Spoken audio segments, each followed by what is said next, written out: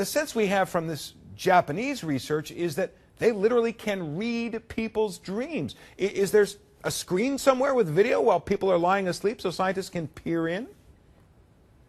Well, people are sleeping or nodding off inside a scanner in this study, and you measure their brain activity. And the question is, if you can find out what they're thinking about, what they're hallucinating during this early dream stages, and they find that they can actually, to some degree, read out what their dream contents are. In what way do they read it out? If someone is seeing a house or a dog or a pretty girl, what are the scientists literally seeing? What are they working with?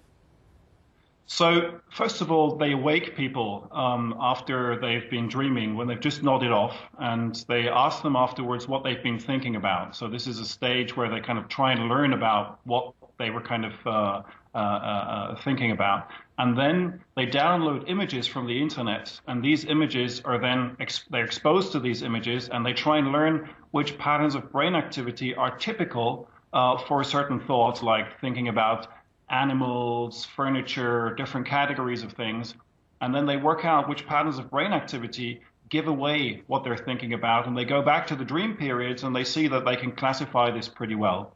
That's astonishing. So this works with physical objects or landscape, presumably. Does it work with emotions? I mean, dreams are fantasies, they're nightmares, they're laden with emotion. Can they tell what people are thinking about, not just what they're seeing?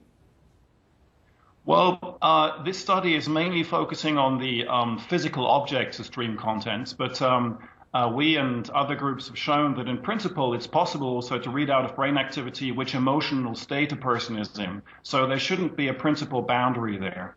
Now, you have also been working in research along these lines, and let me ask you whether in your research or the research that we're now learning about from Japan, scientists can turn the whole thing around so that instead of reading what people are thinking about with their instruments, they can make people have these ideas with their instruments, do input rather than output. Yeah, that's a fascinating but also slightly spooky idea if we can program people to have certain thoughts. You often see this in science fiction movies. To date, there is no way that this is possible. And the reason is that our thoughts are coded in spatial patterns of brain activity. It's not just one tiny place of the brain that corresponds to each different thought, but there's a whole pattern of activity that occurs when a person has a certain thought. And there's no technique available today that allows you to write a complicated spatial pattern of activity into the brain. So we don't have to worry that people can program us at night what to think about the next day.